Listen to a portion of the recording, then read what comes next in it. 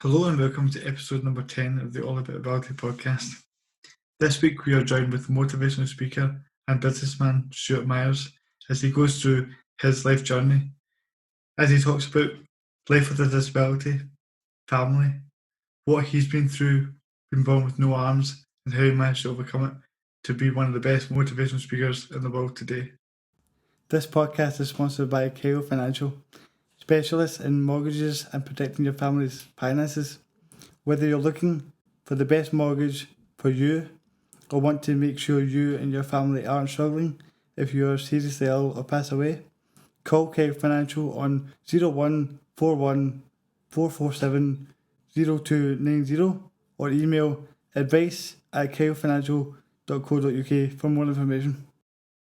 It was a real pleasure speaking to him, and I hope you enjoy listening to Stuart Myers' World at Your Feet. Thank you. Okay, so I'm here with Stuart Myers, finally, the long-awaited podcast. I've had a few people mention your name to me quite a few times and wanting to get you on, and reading about your story and everything you're doing has been really quite motivating for me as well, to be honest. How are you doing today? How's things going with you? Really well, thank you, mate, and thank you very much for having me on. It's an absolute pleasure to be here. Well, like I say, I'm delighted to have you. And one thing I found really interesting reading about you was you worked for councils for quite a number of years. I think 25 altogether, and then quite a few years ago decided to make your own motivational speaking company and World at Your Feet. And it made me wonder what kind of spurred that sort of idea to go from working at the council to say I'm going to be a motivational speaker. It's quite a drastic switch. It was a big move, and it was a big decision for me to make, really. 18 years I worked in for different councils. I worked over at Middlesbrough and then Redcar and Cleveland, near where I live. And I did a various amount of jobs for local authority. It was all I'd ever known. So from when I left school, all I'd ever done was work for local councils.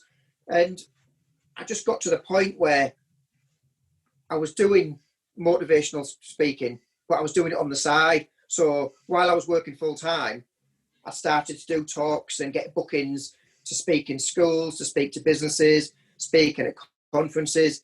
And it started out as a bit of a hobby, a little bit of a sideline. And I would say over about 3 years, the bookings kind of grew and grew and grew. And it got to the point where every time I was doing a talk, I was getting more bookings to do more talks. And I got to the point where I sat down with my diary about 3 years ago, and I was looking at the year ahead, and I had so many bookings in my diary, but I didn't have the time to do them all. And I had a decision to make. I could have carried on working full time, but I've always wanted to work for myself. And I got to the point where that was the time. And I made the huge decision. I thought, I can always go back and get another job, but I've got to give it a go. Yeah, that's what I did. Because when I read about it, I just thought it's quite a bold move to make, but you've obviously had great success doing it, and you're changing lives out there. So it's great to see. To go back to kind of take you back to the start almost, and how that all came about for you and to where you are today. Like, I read that your parents actually didn't know you were going to be born with no arms, and it was kind of a surprise. How was that for your family and for you in terms of figuring out how to use your feet and how to... Because there's not really much of a manual for it, if you know what I mean. Like, there's not many people out there that say, this is how to use your feet for everything. So how were you able to adjust and figure out how to do that? Was that a difficult process? It wasn't for me at all, really, because I've never known any different. I was born with no arms. So for me, I don't know what it's like to have arms.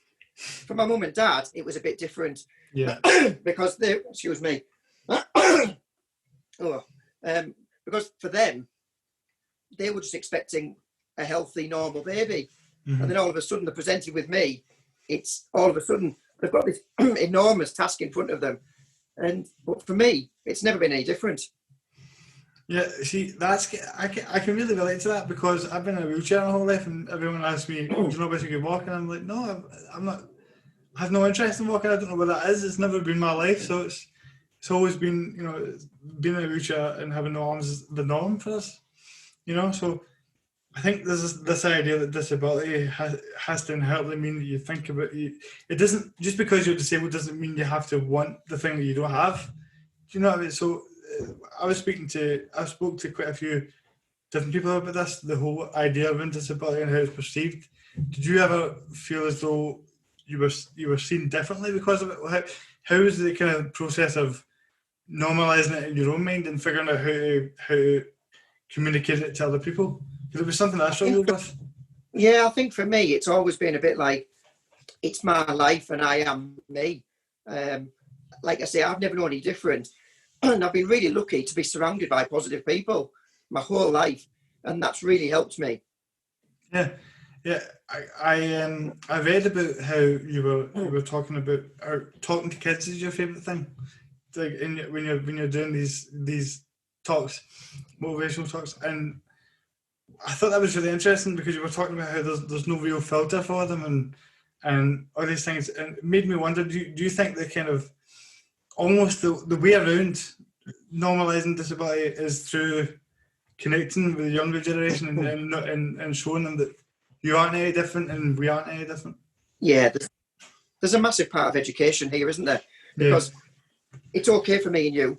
We are what we are. We've got our disabilities.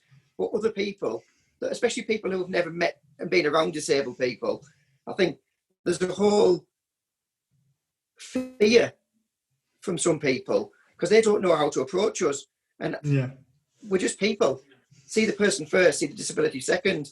And a large part of my job is speaking to people as Stu, not as the lad with no arms.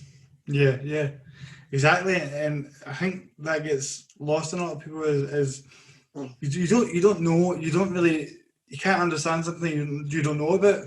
And it's all about putting yourself out there like you do and like I'm trying to do and sort of normalising it to the world and saying, look, we can do all these things and be that way. But one of the things that I've often talked about my journey in terms of mental health and the things I've been through and how I was able to deal with them. When you have these talks, and I know that mental health is a subject you cover quite in depth when you're talking about it, what are the kind of things you've had to deal with and how you've managed to cope with your mindset, and what are you trying to relay to the younger people when you have these conversations?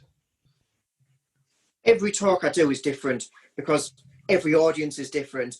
But there's the emerging theme that I always try and get across to everyone is that you should just have a go. I always use 3 little words: have a go. Try everything. We only live once. We don't know how long we're going to be here, so we're going to make the best of the situation.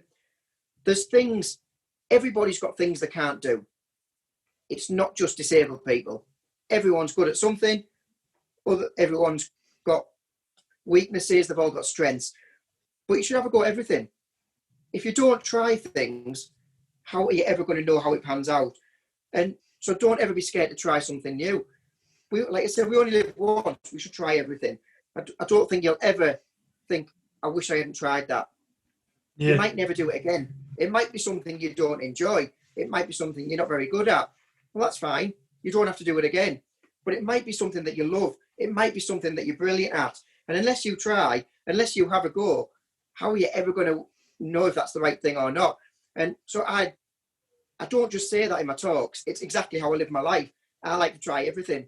And if there's something I haven't tried, I'm more than happy to have a go at it. Some things I absolutely love and I'm brilliant at. Other things I'm absolutely awful at. There's so many things that I'm terrible at. Just ask my wife, she'll tell you every single one. But that's all right. You don't have to be good at everything. And you can't be good at everything. So try everything. If you're not good at something, but you enjoy it, keep trying it. You're only going to get better. So while every talk I do has a different angle, a different aspect, overall, I would say my talks focus on what you can do, not what you can't do. There's loads of stuff I can't do, but speaking about it isn't going to make me be able to do them. I'd much rather flip it on its head and talk about the positive things in my life and all the things that I can do, because that is me. Don't focus on the things you can't change is a saying that I like. Everything you say there is spot on, and I like to live my life the same way. But what I find interesting about it as well, the public speaking is quite a big thing for people, and there's like this fear around it. I was very anxious about even doing a podcast and talking to somebody, recording a conversation, because I hate listening to my own voice. So why do you think that people are kind of so afraid to do these things, and what helps you to go, I'm not going to be scared to do this, and I'm going to go put myself out there and put myself in front of these people and make these points? It's not for everybody, and whether you've got a disability or not, public speaking isn't for everybody, and I completely get that. And that ties into what I was saying about people have strengths and weaknesses. I think a lot of people say to me, where did I learn to do public speaking? Did I get coached? And I didn't really. I just kind of picked it up as I went along, very self-taught. People say, don't you get nervous when you go on stage? And I never, ever get nervous. And I think there's one reason why I don't get nervous, and that's because I'm only speaking about myself. So if I open up to an audience of 500 people and say, right, ask me any questions, they're only asking me questions about me. I know the answer about me. No matter what they ask, I can answer it. There's nothing to be scared of. In terms of putting myself out there, I never did. Growing up, it's something I just didn't do. I never wanted to be thought of as different. I was just Stu. All my mates, all my friends at school that helped me, all my teachers, everyone who knew me, didn't really think of me any differently. They just thought of me as Stu. And that's kind of something that I never spoke about a disability, because I never really saw myself as being disabled. I obviously knew that I was, and I knew that I was different to everybody else, but I just got on with it. It didn't affect my life in any way, really. I just did things a little bit differently, and I still do. And it was only, I would say, about 5 years ago, I was asked to do a talk as a bit of a favour at a conference. And what they wanted someone to speak for 15 minutes on disability and respect and all the things that go along with it. And it was the first time I'd ever done anything like that. And I went onto the stage and I did a very short speech about my view of my life and what respect means to me. And at the end of the talk, there was a queue of people waiting to speak to me. And they wanted me to go and speak in their school, go and speak to their business. And my wife, being my wife, said, you know what, there might be a business idea here. You should start charging. So that's kind of how it all began, by doing one talk as a favour. And then I went into a couple of schools and kind of crafted my talk to how it would work, because there's a difference between doing 15 minutes and then standing on stage for an hour telling your story. So I would say that I'm still learning now, 5 years on. However, it comes naturally now, whereas it didn't used to. I can stand on the stage now and talk about myself without even thinking. And I've kind of got an hour's worth of material, which is quite neatly packaged. And it tells my story right from being born up until the present day. And it kind of just took off from there.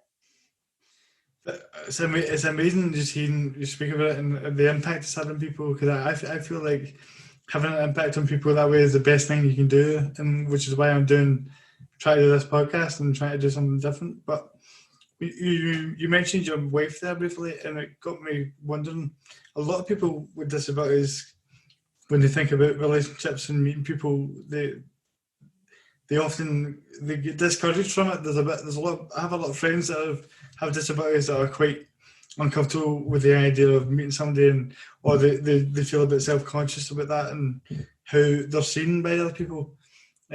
What would be your sort of advice in terms of having a disability and being involved in a relationship like that? It's not something I ever thought about, really. I always presumed that I would get married. I always presumed that I would have kids. And that, again, goes back to me not really thinking I'm different to anybody else. Yeah. There's no reason why having a disability should stop you having a relationship. I think not every person is as blessed as you and me and as good looking as we are. However, there's somebody for everybody, isn't there? And I think it comes down to, again, it's not the disability, it's the person behind the disability. Yes. And you've got to get to know people and strip away the disability side of things. If you think of any two people who get together, they might find each other attractive to start with, but then if that relationship's going to last, it's got to be about more than just looks and more than just appearance. It then goes deeper, and you've got to fall in love with the actual person. Now, I'm really lucky that I've found my wife, and we've got a really good relationship, and we've got 2 kids. We've been together a long time now, and I don't think my disability ever came into it. And my wife's brilliant. She's a really caring person, but I don't think she ever really saw my disability. It was always more about me. Yeah, and that's exactly why I asked you the question, to be honest, because I get a bunch of messages from people with disabilities that ask me about relationships and things and feel as though they're seen differently and they're not given the chance because of X, Y, Z. And I always say that similar thing. So when I hear you, obviously you've got a wife and 2 kids, and it's good for them to hear that sort of perspective from somebody and saying, it's not about that. I mean, there's huge advantages in dating a disabled person, isn't there? I mean, you get to park near the door of wherever you're going. You get to one entry in a lot of places. I mean, it's not all a bad thing, is it? Exactly. Free cinema tickets. How much did having kids kind of change your thought process and how you seen the world? 1,000,000%. I think nothing focuses the mind like having a child. I would say I'm a completely different person since becoming a dad. You've got to become a lot less selfish and think of other people. And I mean, I think I was about 24, 25 when we had my first child, my daughter Sophie. And just that moment of when you first become a parent, it kind of takes you to how my mum and dad must have felt having a baby, and how every other person, you just, all of a sudden you're responsible for this other human being. So you can't be selfish. It's not all about you. In fact, it's not about you at all. It's about that little person that's in your life. Having kids has been the best thing that's ever happened to me. I absolutely love being a dad. It's frustrating at times, don't get me wrong.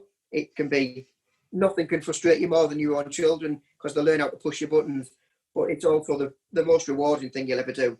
So I would say you can't prepare yourself for it, but once it's here, it's just the best thing that's ever happened, honestly.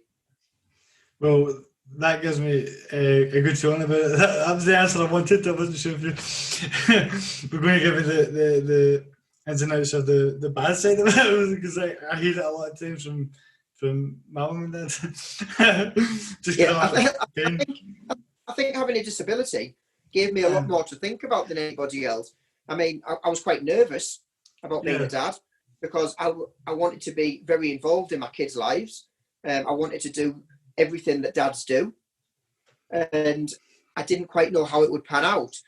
For example, changing a nappy. I wanted to be able to do things like that. And a lot of people say to me, did you get out of changing nappies?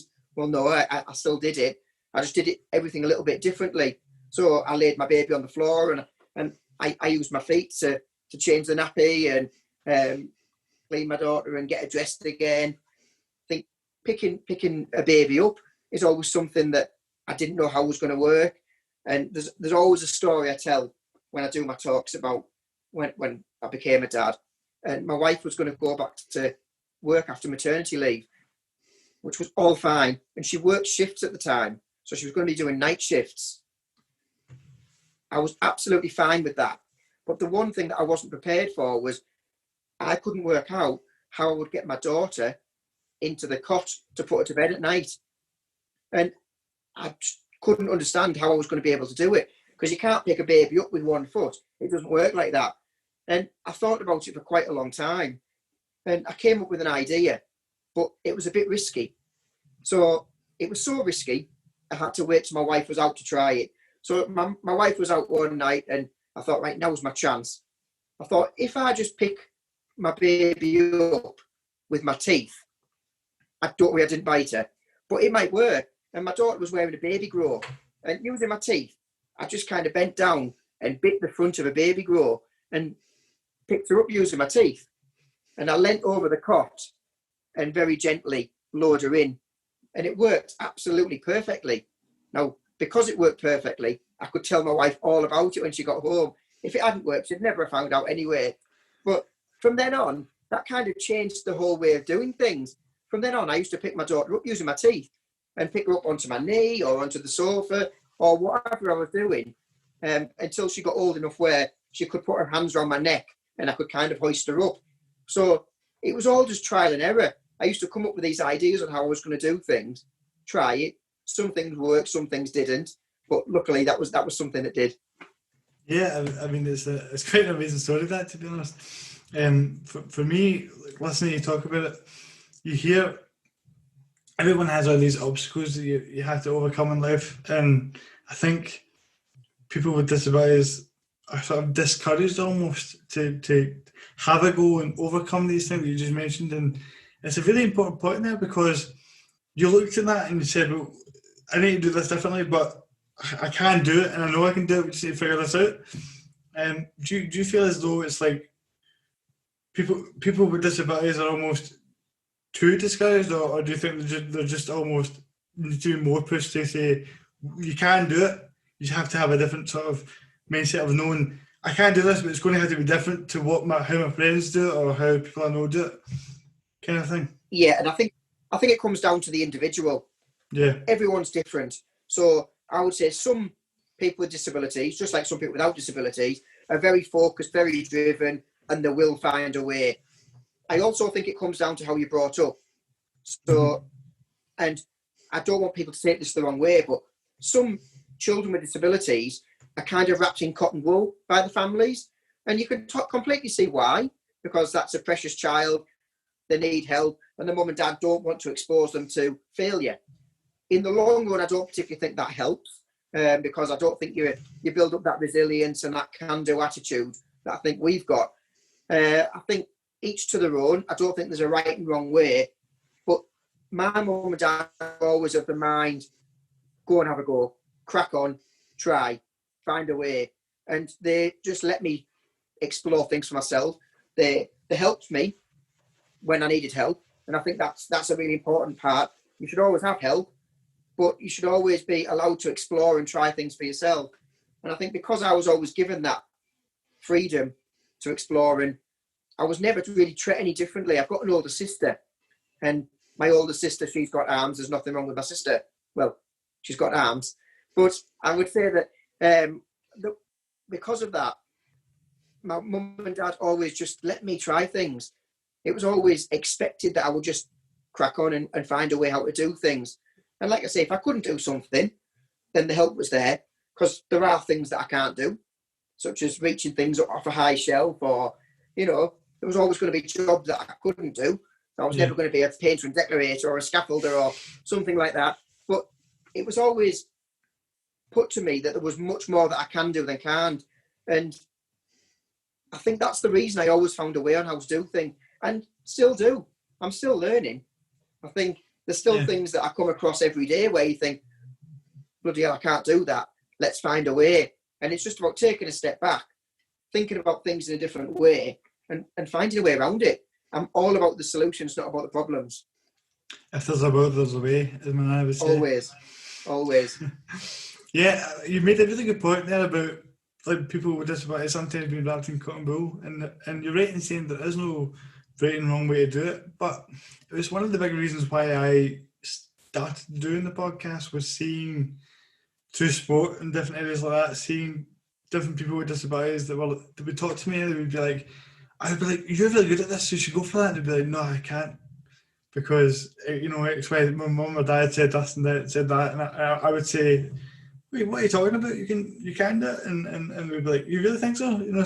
So it's sometimes it's the disability in itself, because of how it's perceived, holds people back more than it should, to having the wrong kind of approach about Definitely. it. I mean, I think personally, society's changing. I think things are much better than they used to be, and disabilities accepted, and people like yourself are showcasing what can be achieved.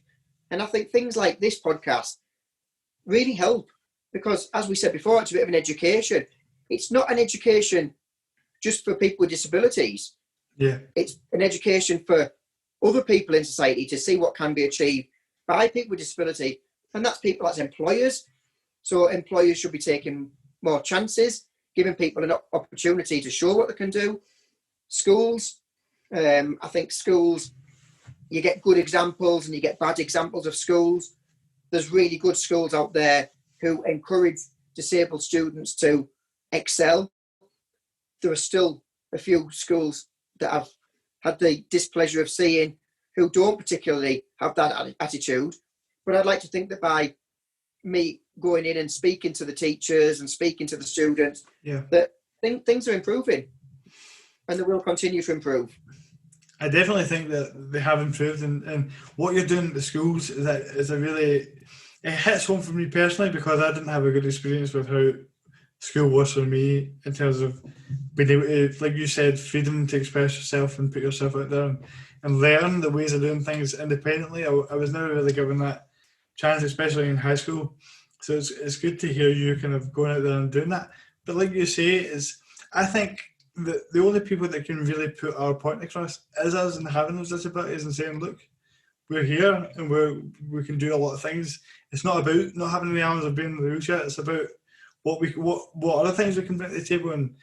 And like you say as well, it's not just about disability, because every kind of scenario you have everybody has mental health, everyone has physical health, everyone has all these different issues, whether you're disabled or not. And just because somebody has arms and somebody doesn't mean the person with arms is automatically happier than you are. You know what I mean? So that's it. I think I agree exactly with what you're saying, because I think sometimes, well, when people meet you, they do. It's common sense, really. They see the disability before they see the person, and I haven't got a problem with that, because when you've got a physical disability that you can see, it's the first thing that people notice. When people meet me, within 5 seconds, they know what my disability is. And I would say after meeting me and speaking with me, that kind of takes a back seat. I think it's very different for people who have hidden disabilities. So someone with learning difficulties or autism or something like that, I think they face a very different challenge, because when they first meet people, they don't realise that they're disabled. And it might only become apparent when they start speaking to them. So I think you have to take every case individually. But I think the end game should be that everyone's accepted, everyone's given the same opportunity, no matter what the disability is. And until we get to that point, there's still a place for your podcast to go out and entertain the nation. Exactly, mate. We're all we're trying to do is make it easier for the next generation, really.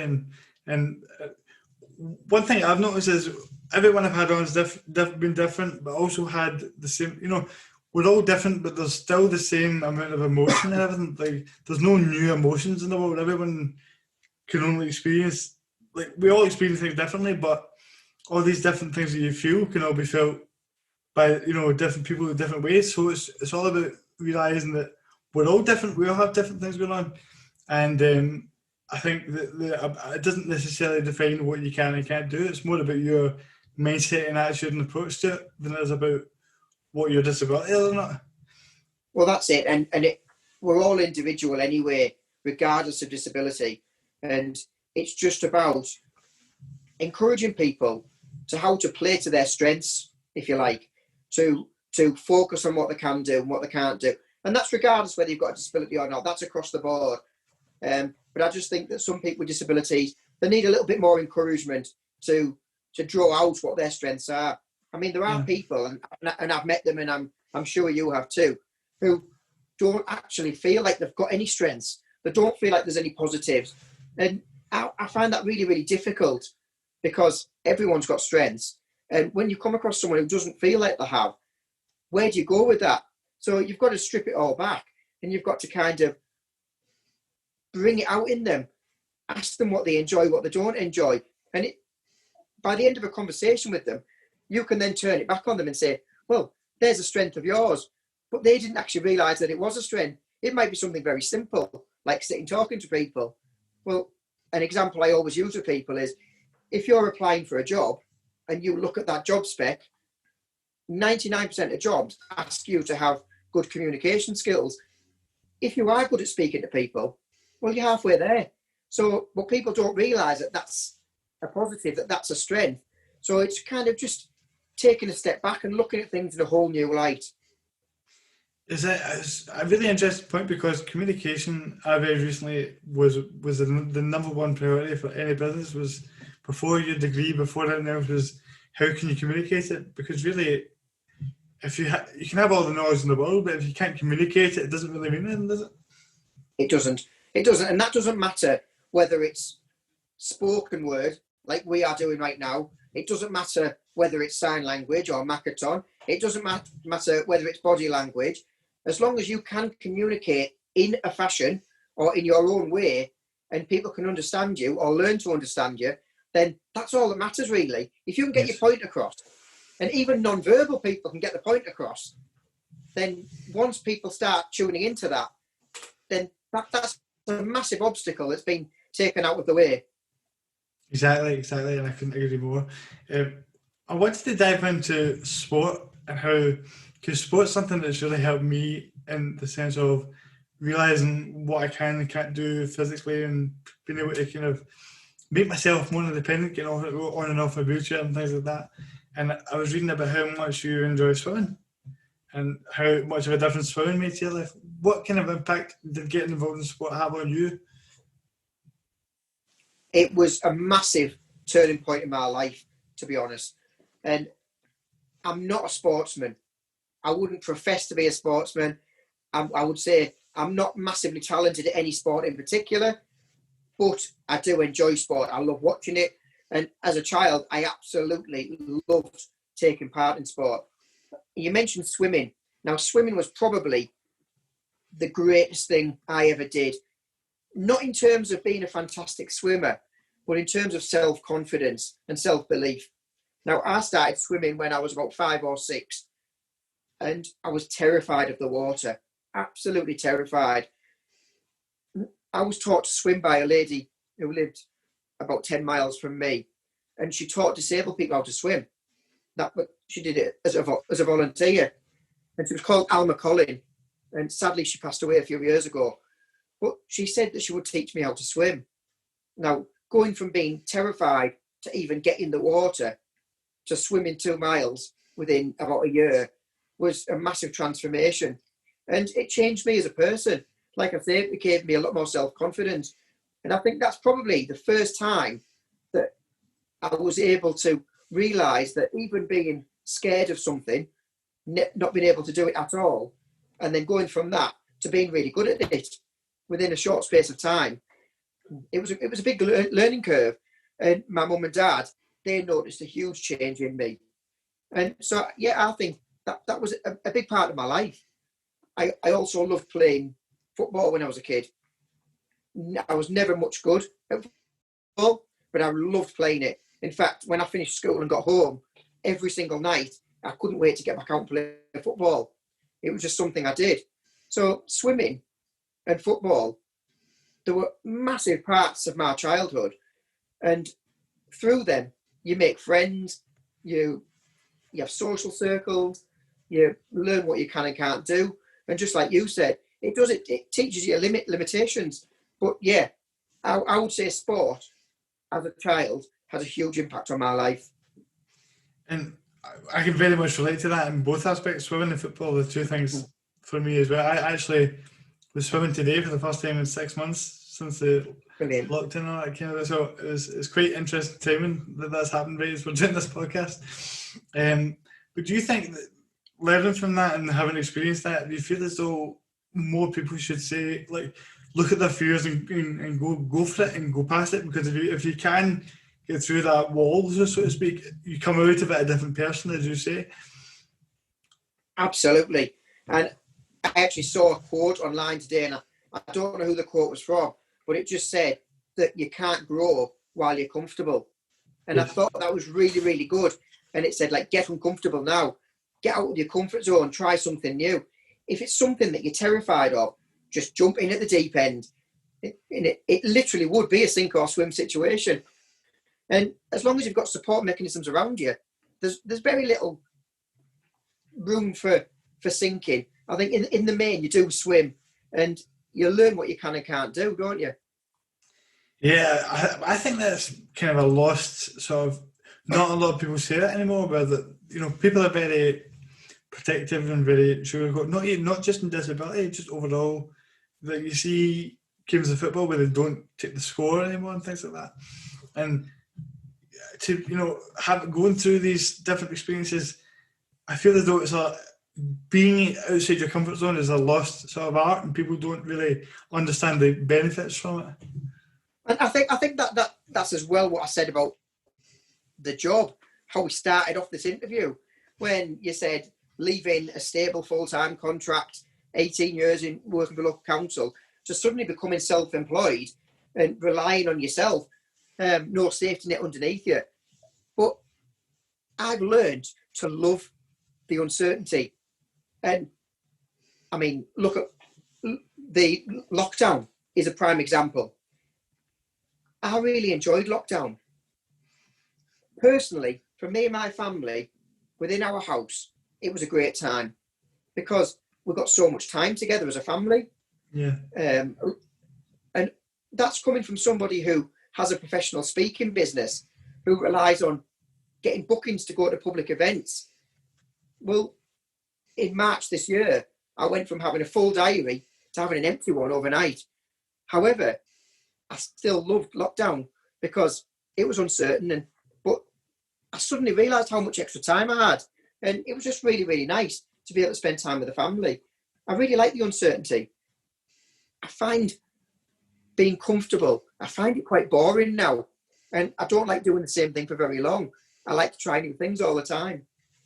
Is that because you feel like in the uncomfortable, you're always gaining something, you're always improving yourself? Is that constant? You're always constantly having to learn something new and improve yourself, which is what life is all about, really. It is. Always, I love learning new things. I love challenging myself. I love trying new things. And unless you do that, how do you know what you can achieve? I think it's something that we all should be doing. We should be pushing ourselves to the limit. And it's something that I do on a regular basis. Yeah, I couldn't agree more. Is talking about the lockdown though, that kind of I've actually not heard anyone say that yet, but they said I really enjoyed lockdown. I think it was like, and that to me comes back to saying it's all about perspective. All these things there's a way of looking at lockdown. You go, this is terrible, this is the worst thing, but you can't control what's happening in the world, how it's all going to. You can only control how you then deal with it, and you've obviously dealt with it in a way that has been beneficial to you. There was a lot of good things that come out of lockdown, and I don't mean to. I'm only talking for myself because I know a lot of people are struggling, a lot of people are finding it difficult, but a lot of good things come out of it. So I mentioned family time. I've never had as much time with my kids as the last 6 months. I'm really lucky that we can do things like this from home. Technology makes it really, really simple. And I think it's kind of took us back in time to a simpler way of life. We've learned to appreciate family time. We've learned to appreciate other things. I think I normally spend a lot of time travelling around. There's been no travelling. When travelling is actually dead time. So I've actually achieved quite a lot of things within lockdown. Yeah. So for me as an individual and for me as a family, it's been a really, really nice time. What's an example of something that maybe perhaps if lockdown hadn't happened and life had continued that you wouldn't have done that you got a chance to do now? Yeah, I mean, I'm actually writing a book at the moment, and I started writing a book a couple of years ago, and I started it, and I got to a point where I wasn't very happy with it, and I was really busy at the time, and I wasn't spending enough time on it. I know that. So I tore it up and started again this year. So it's given me time to spend on new projects like that. And it's given me time to reflect on where I want my motivational speaking career to go.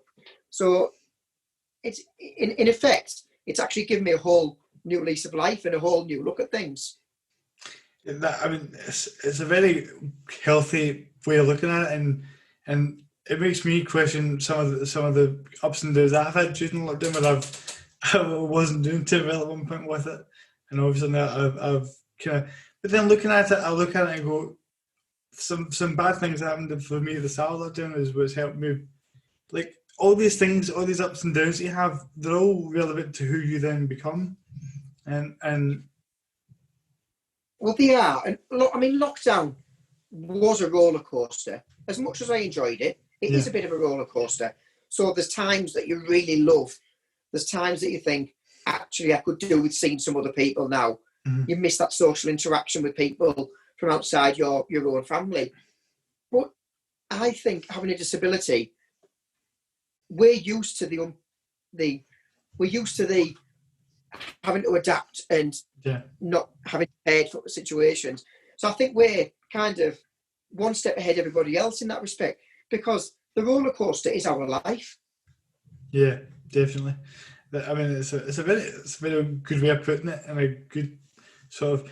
Also, I very much look forward to reading that book. The book sounds like it's going to be interesting. I think a lot of the points you make are quite, obviously really well spoken, but it really resonates with me as somebody that's been through a lot of things you have, but maybe not had the same sort of as healthy a perspective as you've got right now. And it makes me want to ask, like, when you do these motivational talks, first of all, how much do you miss it? And also, um, has there been some things that you've learned from the audience? Yes, on both counts. I miss it a lot. I can't wait to get back on the stage in front of a live audience. A lot of other motivational speakers have branched out into doing online talks, like via Zoom, so very similar to this. And while I've dipped my toe into that and I've done a couple, I would say I don't enjoy it anywhere near what I do actually turning up and standing on a stage. And I think it's very different. I love feeding off the audience. Yeah. And I don't think you get that when you do it online. You don't know what they're thinking. You can't hear them laughing. You can't you can't ask them for questions throughout the talk. So I do a lot of feedback from my audience. So yes, I do miss it. And going forward, I can't wait to get back on stage. I can't wait because I do learn from the audience. At the end of every one of my talks, I open up to the audience and ask them for any questions. And there's never, ever, I never say, you can't ask me that. I will answer anything they ask me. So you can imagine some of the questions that come forward. It's brilliant. And I have learned a lot about myself in that process. I can't wait to get back to it. Do you, when you talk about talking on a stage for an hour long, part of me, I think to myself, did you ever find yourself kind of stuck in the rut with it, where you're like, well, if you're where you're doing it, you lose your train of thought, or how difficult a thing is speaking for an hour to learn? It's a learning curve, and like I say, I'm still learning now. But I started off by using a lot of PowerPoint slides, and I used them as prompts. Mm. But I've got to a point now where I really don't need those slides, because I've structured it in such a way that I just start at my birth. I talk a little bit about childhood. I talk about leaving school and getting jobs. I talk about getting married, having kids. And if I lose my train of thought, it doesn't matter, because the audience, they don't know what was meant to come next. So you can just go off on a tangent. And I would say every one of my talks now is different, because I like to go off and tell little stories, tell anecdotes, tell jokes. And I think it's a little bit like being a stand-up comedian, in that you stand there.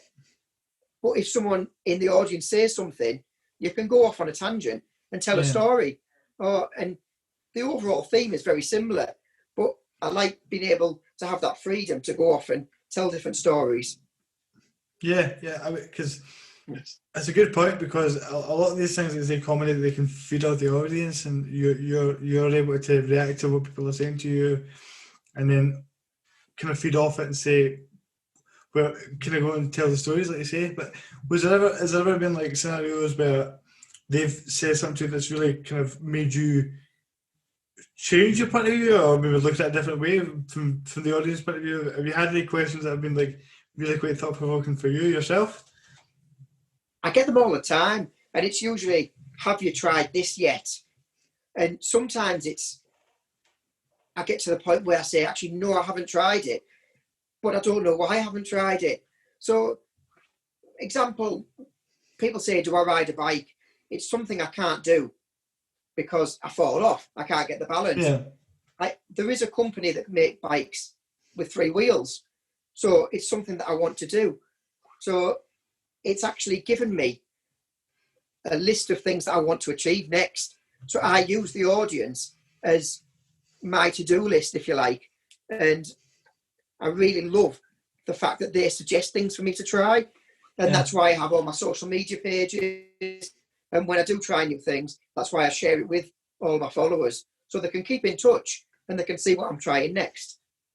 That's amazing. I mean, and also it's like a constant growth for you as well, being able to do these new things and experience these new things. And I listen to it and I really admire it, because for me, public speaking is like it used to be. Now not so much, because I'm getting used to the podcast and used to speaking more. But a few years ago, if you'd asked me to go and speak in front of like a few people, I would have ran for the door. So it's a really admirable kind of quality. And a lot of people with disabilities have problems with how they see themselves, and how you've talked about never really have it, always kind of having the right surroundings and never seeing yourself that way, and always seeing yourself in a good positive light, which is exactly the way it should be.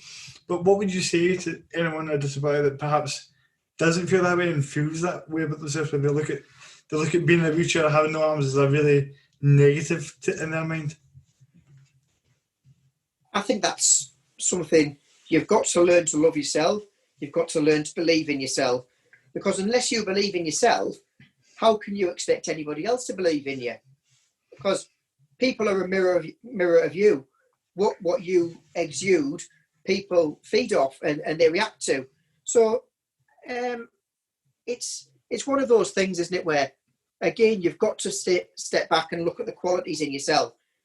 There's people with a lot of self-esteem issues, and a lot of people I speak to have the same problem. And it is just getting through to those people that they are brilliant at some things. And it's kind of, again, painting that picture of what their strengths and positives are. And then it's getting them to believe in themselves. Not everybody is going to stand on a stage and tell their story, and that's regardless of disability. But I think it's one of the best things you can do, because it's not just about you telling your story, it's about educating other people. And it might be, I get messages of people all the time saying, what you do is brilliant and it's made me want to do it and tell my story. Everybody has got a story to tell. Whether you've got a disability, whether you're disabled or not, very true. Everyone's got a story, and it's a fascinating story. Everybody's got a story of ups and downs, strengths, weaknesses, successes, failures. It's just some people stand on a stage and tell that story. So I would just say to anyone who doesn't want to do it, have a go, do it, because it might end up being a career. I didn't know that being a motivational speaker was a career until about 5 years ago. And now that is my job. That's my business. So it's just about having a go and getting on that stage and cracking on and telling your story. Yeah, I couldn't agree more. And like you say, everyone's unique. Everybody has their own perspective, and nobody, literally nobody, it's been scientifically proven that nobody's the same. So therefore, everyone's story is different. And that's something I've learned from the podcast as well. Experiencing all these different things and seeing that, regardless of your shape, size, or disability or whatever, everybody's, we're all going through. We all have this. We have the same. We all have minds. Nobody's mind is that. We all have different things that we're interpreting differently, and we have to maybe communicate that better, like we spoke about earlier. I mentioned to you before we started recording about World at Your Feet, and how the video you posted, we were driving the boat, and you said, if this isn't World at Your Feet, I don't know what is. How did you what I mean, it may seem obvious now that you've heard it, but before I heard you say that, it wasn't obvious to me the saying World at Your Feet. What made you come up? How did you come up with that kind of saying and that idea of World at Your Feet? I think when I started doing my talks, I had to come up with a business name, and I didn't know what to call it. And it was just, I have loads of these eureka moments where all of a sudden something dawns on you. And I was just trying to think about the message that I could get across, the things that I do. And I thought, well, actually, everything I do with my feet. And I thought, well, actually, I've got the world at my feet, literally. So my business is called World at Your Feet Solutions, because I'm all about solutions, not about the problems. So my business is World at Your Feet Solutions. And that kind of become a bit of a catchphrase, is world at your feet. I've got the world at my feet by nature. So when I do my talks, I want people to leave that hour's talk, that half an hour's talk, thinking that they've got the world at their feet too, because they have. Everybody has. Anyone can achieve anything they want to achieve. And it was up in Scotland, not far from where you are, a few weeks ago when I was driving the boat on the loch. And my wife said, right, I'll take a little video and we'll share it online. Right, quickly say something. And I didn't really know what to say. She caught me off guard. And it kind of just came out that if this isn't having the world at your feet, I don't know what is. And it's a little bit cheesy. It has to be cheesy. It is cheesy, but it's true, because I have got the world at my feet. And it's funny because I put it online and it went absolutely nuts in terms of the amount of views that it was getting. Just a simple 12-second clip or whatever it was. And I think within 3 days, it had 15,000 views, and it was just getting shares, and I was getting messages from all over the world. It's absolutely amazing, the reach it's had. And some of the messages I've had are, wow, that's inspirational. I don't think it is. For me, it's just, I was driving a boat. It's something I've always wanted to do. But for other people, if they can get inspiration from it, then brilliant. It's achieved what I set out to do. Another saying that he had that I enjoyed reading this quote. He said, "I'm just extraordinarily ordinary." Is that the way of putting it? That was, again, it really popped out. How did that come about in your head? What made you think about that? It's just because a lot of people say to me, "Wow, you're amazing. Wow, you do so many amazing things." But I don't. I just do everyday normal things, but I just do things a bit differently. So if you look at my life, I'm 38 years old, I'm married, I've got 2 kids, I've got a job, I own a business, I drive a car, I go out with my friends. My life is exactly the same as all my friends' lives who are 38.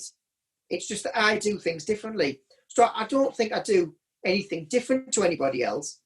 It's just that I've had to learn how to adapt. So if people can get inspiration from that, then that's brilliant. I'm over the moon with that. Exactly, and I think that's a really good point again, because a lot of people I know with disabilities struggle with the idea of, everyone says I'm inspirational, and it can come across quite condescending sometimes to people. And as you say there, it's, you're talking about how you have a normal life, but to most people, they can't fathom the idea of being in your shoes and having no arms, or being in my shoes and being in a wheelchair. So even though you're living a normal life, to them it's this crazy inspirational thing, and sometimes to a lot of people that can be quite a negative. But the way to think of it, like you said there, is that you what you're doing is you're showing that different doesn't mean bad. Different is always good. It's good to be different. We have too many normal people getting about. Absolutely. And I think I've got the beauty that I was born with my disability, so I've never known any different. I think it would be very different if I'd been in an accident and lost my arms later in life and had to do things, but I've never known any different. So for me, I am ordinary. So that's where the term extraordinarily ordinary came from. It was people saying to me, well, don't you think it's amazing how you do all these things? And to me, it's not. It's just normal. I'm just me. I'm Stu. That exactly, and honestly, I relate to everything you said, and the way you come across and the way you speak about it is, it really is more. You can tell that you're a motivational speaker, because I feel quite motivated from this conversation. And but just on last point on what you said there about, if you weren't born with it and it happened to you later in life, and you had to kind of adjust that. Do you think how do you think how you would have? Do you feel as though you would have had ended up with the same mindset eventually, or would it have been a more difficult kind of journey? I think if I was surrounded by the same people I always have been, I would have the same outlook, because my mum and dad always had a can-do attitude. All of my friends did, my teachers, my wife does now. So if I had those, I think you're very much, if you're told something enough, it becomes part of you. So if you're told you can do something, you start believing it. So I think it would depend on who I had around me. And it might become relevant because I use my feet to do everything. I'm very bendy and very flexible, and I'm very lucky in that respect. But as I get older, I won't be as bendy and flexible. That's just nature. As you become older, you become less flexible. So I will have to learn how to do things differently.